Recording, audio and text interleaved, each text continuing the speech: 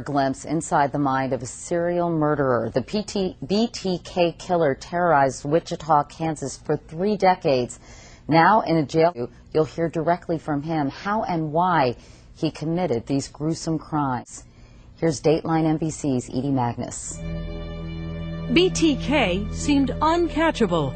Everyone wondered who he was, where he was, until just a few months ago, when a most unlikely man who'd lived among them all along, Lynn Rader, was arrested. I am BTK. Yeah, I'm the guy they're after, 100%.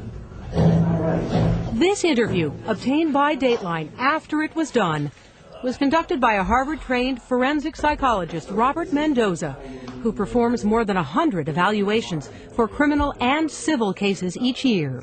He was hired by the defense team to assess Rader's sanity. I got this fantasy. I started working out this fantasy in my mind, and once that person become a fantasy, I could just loop it over. I'd lay in bed at night thinking about this person, the events, and how it's going to happen, and it became a real, almost like a picture show. You know, I wanted to go ahead and produce it, direct it, and go through with it, no matter what the costs were and the consequences. It was going to happen one way or another. No one knows for sure why Rader had to kill to fulfill those fantasies. In this interview with the psychologist, Rader dismisses each victim as a project. He says he'd begin by stalking. Stalking stage is when you start learning more about your victims, potential victims. Went to the library, I looked up their names, that address, cross-referenced, and called them a couple of times.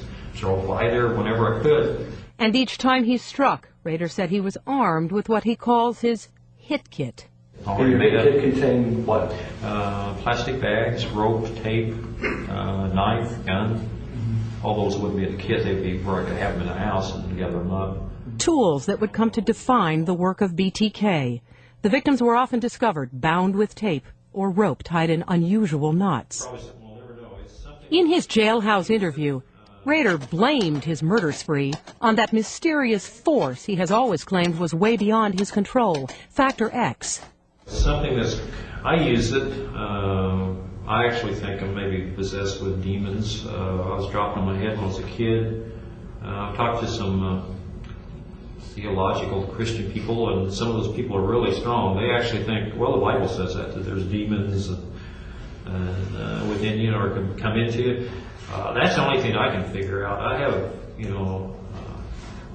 something drove me to do this. The normal people just don't do this. You can't stop it. I can't stop it. It's just, it controls me. It's like it's in the driver's seat.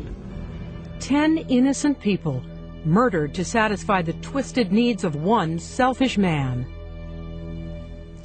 And you can see much more of this chilling interview tonight on Dateline at 8/7.